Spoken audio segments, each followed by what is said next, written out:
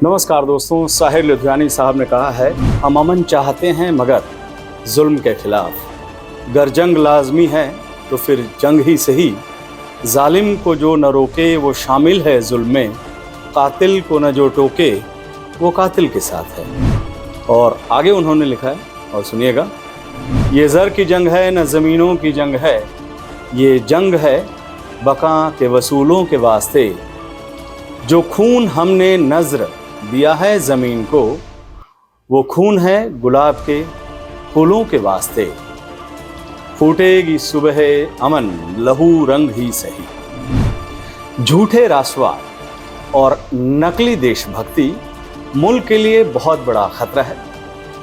पागलपन, घमंड और अहंकार मनुष्य को ही नहीं समाज को भी बर्बाद कर देती है। बिना सोचे बिना समझे देश पर नई नीति लागू करना हानिकारक होता है, और वो हमने देखा है किस तरह से 3 काले कानून लागू किए गए थे। उसका हश्र हम सब जानते हैं। अग्निपथ, जिनकी उम्र देश के लिए कुछ करने के लिए होती है, उस उम्र में सरकार उन्हें रिटायर करने की योजना लाई है। बवाल होना लाजमी है, और बवाल हुआ भी। 18 वर्ष की उम्र में संविदा पर नौकरी यानी ठेके पर नौकरी पाकर 23 में वह रिटायर हो जाएगा। और इसके बाद वो शादी करता है तो समाज पूछेगा कि क्या करते हो, तो उसका उत्तर होगा कि अग्निवीर के साथ साथ मैं एक रिटायर हुआ आदमी हूँ। अग्निवीर रिटायर हो चुका है। खैर, चलिए आपको सुनाते हैं एक कहानी हिटलर की। राष्ट्रवाद के नाम पर हिटलर का जब मायाजाल टूटने लगा तो उसने कम उम्र के बच्चों के हाथ बंदूकें थमा दी। यानी जर्मन सेना ने छोटे छोटे बच्चों के लिए भी भर्तियां खोल दी। उन्हें वर्दियां पहनाई जाने लगी। उन्हें युद्ध में मरने के लिए भेज दिया गया। अब ये तस्वीर देखिएगा और गौर से इस तस्वीर को देखिए। 16 साल के हैंस जॉर्ज हैंक की है, जिसे हथियार देकर लड़ने को कहा गया। जंग में जब वो पकड़े गए तो वो रोने लगा। ये तस्वीर उस युवा बालक की भावनाएं दर्शाती है। झूठे राष्ट्रवाद ने उसके यौवन को पागलपन में धकेल दिया। इसलिए झूठे राष्ट्रवाद और नकलचियों से, जो नकली देशभक्ति कर रहे हैं, उनसे बचिए। अब आते हैं मुद्दे पर, असली मुद्दे पर। अग्निपथ। अग्निपथ मतलब आग के रास्ते पर ले जाने वाला रास्ता। खैर, अग्निपथ योजना छोटी अवधि के लिए नियुक्त एक फिट जवान की ड्यूटी 10 से 15 साल के लिए होती है। अब इस योजना की वजह से भारतीय सेना में नौसिखिए, जो नए नए सीखेंगे फौज के बारे में, उन जवानों की संख्या बढ़ जाएगी। जो शत्रु देशों की ओर से मिलने वाली चुनौतियों का सामना करना एक बड़ी चुनौती होगी। इसे बिना पायलट प्रोजेक्ट के लाए ही लागू कर दिया गया। कुछ इसे कहते हैं कि योजना बिना पर्याप्त कर्मचारी और क्षमता के बगैर शुरू की जा रही है। इसके तहत कम प्रशिक्षित युवा किसी सब यूनिट का हिस्सा बनेंगे और फिर बिना किसी भावना के ये अपनी नौकरी सुरक्षित रखने की दौड़ में शामिल हो जाएंगे। एक रिटायर्ड सेवानिवृत्त लेफ्टिनेंट जनरल ने, अखबार जो टेलीग्राफ है उसको उन्होंने बताया, टेलीग्राफ अखबार में, कि ये दुर्भाग्यपूर्ण है कि जिन लोगों ने इस योजना को लाने का फैसला किया है उन्हें भारतीय सेना के बारे में कोई जानकारी नहीं। न तो उन्होंने और न ही उनके बच्चों ने कभी भी सेना में सेवाएं दी होगी। उन्होंने देश में बेरोजगारी को देखते हुए कहा कि हजारों अग्निवीर 4 साल तक सशस्त्र बलों में सेवा देंगे।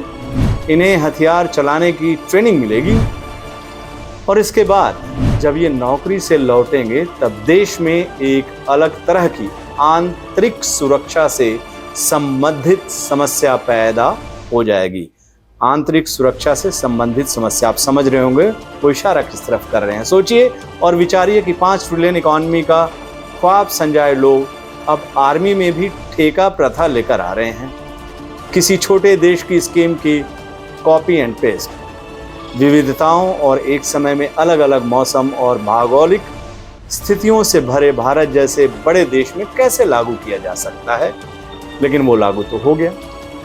केवल और केवल 4 साल के लिए संविदा यानी ठेके पर नियुक्ति होने वाले जवानों में अनुशासन, समर्पण और अपनी रेजिमेंट, बटालियन अथवा पलटन की इज्जत के लिए जान पर खेलने का जुनून और जज्बा क्या 4 साल में पैदा हो जाएगा? मान लीजिए 3 साल की सेवा के बाद चौथे वर्ष में किसी विषम परिस्थिति में जवान की नियुक्ति हो गई, तो क्या वह वहां टिक पाएगा, जब उसे पता है कि 1 वर्ष बाद उसे तो आखिरकार घर बैठना ही है, विशेषतः जब उसकी उम्र महज 21 साल होगी। खैर 1 साल के लिए 23 साल अभी सरकार ने किया है। इसी बात पर युवा नाराज है और इसे वो सरकार का जुल्मी रवैया बता रहा है।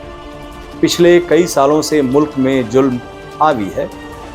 किसान आंदोलन में जुल्म दिखे, नागरिकता कानून आंदोलन जब लागू करने की बात हुई तो उस वक्त हमने जुल्म देखे, कश्मीर में धारा 370 हटाने पर जुल्म दिखे, राजनीतिक पार्टियों के नेताओं यानी विपक्षी दल के नेताओं पर जुल्म दिखे, संसद के अंदर संसद के बाहर सड़कों पर जुल्म दिखे, हाथरस उन्नाव सहित न जाने कितनी जगहों पर हमारी बेटियों के साथ जुल्म देखने को मिले।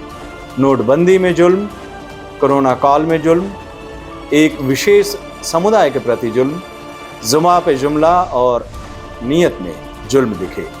अंत में आपको फिर शाहिद लुधियानी साहब की वो नज्म सुनाते हैं। जुल्म फिर जुल्म है, बढ़ता है तो मिट जाता है, खून फिर खून है, टपकेगा तो जम जाएगा। तुमने जिस खून को मक्तल में दबाना चाहा, आज वह कूचाओ बाजार में आ निकला है। कहीं शोला कहीं नारा, कहीं पत्थर बनकर खून चलता है, तो रुकता नहीं संगीनों से, सर उठाता है तो दबता नहीं आईनों से।